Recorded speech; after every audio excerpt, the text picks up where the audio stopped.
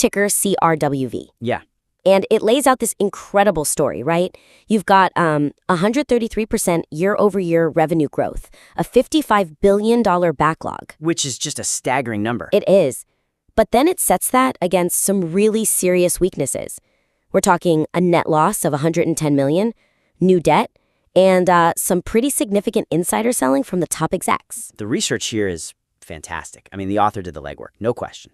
All the key data points are there. For sure. But there's a friction in how it's all presented. And that, I think, brings us right to our first big point. It's about a conflict in the script's, core essence. That's a perfect way to put it. The overall tone and style, it really struggles to balance the high-energy hype you need for YouTube with the serious, data-driven analysis you need for real credibility. Exactly. You see it in the language, things like absolutely insane numbers, or calling it the buying opportunity of the decade. That's pure sensationalism. Right. And the problem with that, where it falls short, is that when you use that kind of language, you undermine your own credibility when you pivot to the serious risks. Yes. If you spend 3 minutes telling me the growth is insane, and then you say, oh, but by the way, the CEO is selling and they just took on $2.5 billion in debt, I'm not scared. No. I'm probably just thinking, okay, this analyst is manufacturing drama for clicks. Right. The data-driven hype clashes with the objective analysis, and it waters down the final verdict, makes that buy target feel a little less trustworthy. I completely agree on the credibility, but let me push back on that for a second. Okay. This is for YouTube. YouTube's algorithm loves that kind of energy. So if you strip out all the hype, don't you risk, just losing the audience you're trying to attract in the first place? Especially with a title like the AI stock you can't ignore anymore? That's a fair challenge. And I think that's why the suggestion here is to pick a primary audience. Okay. You have to align the emotional journey for that specific viewer. If you're really going after the serious long-term investor, then our suggestion is to let the numbers themselves create the drama. Let the numbers do the talking. Exactly. A $55.6 billion backlog is inherently dramatic. You don't need to call it insane. The number itself is already insane. So you let the paradox be the hook. Yes, and that means a shift in language. So, for example, a concrete change. Look at the title. Instead of the current hype-focused one, what about something like CRWV? How does a $55.6 billion backlog mitigate $2.5 billion in debt? Oh, that's immediately more compelling for a serious viewer. Right?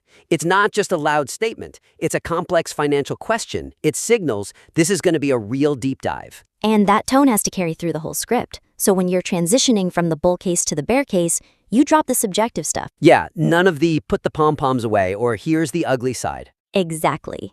Instead, you could say something like, while CRWV's top-line numbers are redefining growth, that scale brings significant capital risks we have to analyze. It maintains that gravitas. And then, to really button it up, in the final summary card, if you're giving a buy target of 150, you have to frame it. Frame it with the assumption. Yes. State clearly that this target assumes they successfully service that debt and execute on that backlog. It just brings so much more integrity to the final call. Okay, that makes a lot of sense. Moving on to the second critique, which I think is probably the most critical one here.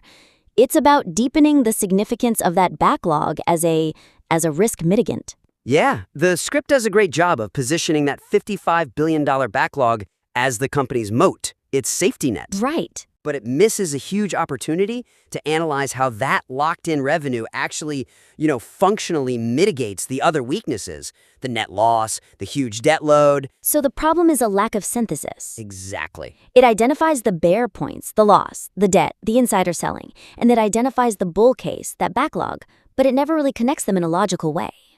It just asserts that the backlog is a safety net. It leaves you with two disconnected sets of facts. Why should I actually believe the backlog solves the debt problem? It's not modeled out. This is where we need to move beyond just calling it a safety net. The analysis has to explicitly show the connection. How does having contracts with Microsoft and OpenAI actually reduce the risk of all that leverage? Right. How does it help them pay for all those expensive H100 and Blackwell chips they need to buy? The connection needs to be tangible. So, for a concrete example, you could explore how having those long-term contracts acts as a kind of credit enhancement. Interesting. It could actually lower the effective interest rate on that $2.5 billion credit facility. Lenders view guaranteed cash flow very differently than, speculative growth. Okay, now that's a level of insight that changes the game. You're turning the backlog from just a revenue number into a balance sheet asset that lowers their cost of capital. Exactly. And you could take it further. Instead of just calling it a safety net, quantify it. How so? Well, take the $110 million quarterly loss. You could actually estimate how many quarters of that cash burn the $55 billion backlog guarantees they can cover. Wow. Yeah, calculating that runway, that cushion, that completely changes the narrative. It does. Suddenly, you're not just saying they're losing money. You're saying, yes, they're losing money now, but they have contractual guarantees to cover that burn for, say, the next 10 or 12 years while they execute. That is a powerful risk assessment tool. For sure. And to really nail down the bull case, maybe even speculate a little on the contract terms. Like if they're take-or-pay contracts? Exactly. If clients have to pay whether they use the capacity or not, that makes the argument that the GPU demand is real so much stronger. It's the difference between hope and, operational certainty. That functional connection is everything. And that focus on structure leads us right into the third and final critique. It's about how the fundamentals and the technicals are being presented. Okay, yeah, so as the script stands now, the discussion of the stock's technical setup is, it's totally isolated. Completely. It fails to integrate the psychological impact of what came right before it.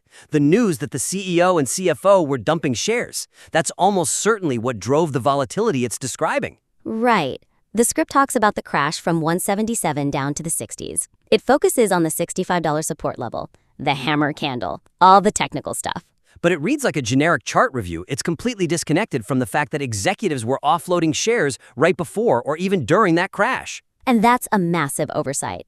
That selling pressure wasn't random profit-taking. It was likely a direct market reaction to a perceived lack of confidence from management. Of course. And by not linking those two things, the analysis of the market's behavior it feels shallow. It's missing the why. So the suggestion here is to blend them. You have to weave that fundamental weakness, the insider selling, directly into the technical story. You use the executive sales as the reason why that $65 level became such a critical floor. That's a much more powerful narrative. It is, so you reframe that transition. You acknowledge that the stock tests at 65 because of that pressure from insider sales. And that makes the rebound, that rejection of the lows, a much bigger statement. It becomes a story about the market's confidence overcoming a really bearish internal signal. It's not just a random candle on a chart anymore. And you can extend that idea. When you're talking about why traders need a tight stop loss around 65, you link it back. You say the volatility is high because of the sentiment hit from those sales. It gives a real fundamental reason for the risk management. Not just a technical one. Right, it makes the entire piece feel cohesive. The final thoughts need to reflect that the stock's volatility isn't just noise. It's a direct reaction to the financial concerns being amplified by what the executives are doing. And by doing that, you've suddenly created this seamless loop, fundamentals, sentiment, and technicals, all telling one much sharper story. So we've covered 3 really key areas here. The material's already good, but these changes could really elevate it. To quickly recap, Go for it. first, streamline the tone. Let the drama come from the numbers themselves, not from hype. That's going to build credibility with the more sophisticated audience. Second, you have to quantify how that massive $55 billion backlog actually mitigates the debt and the losses. Show the math. Prove the moat exists. And third, integrate the insider selling narrative directly into the technical analysis. Use the fundamental news to explain why the chart is behaving the way it is. Yep. Refining the tone, quantifying the moat, and integrating the narrative. If you do those 3 things, this analysis goes from good to great. It becomes a really robust piece that speaks directly to a savvy investor's actual concerns. All the data is there, it's just about connecting the dots.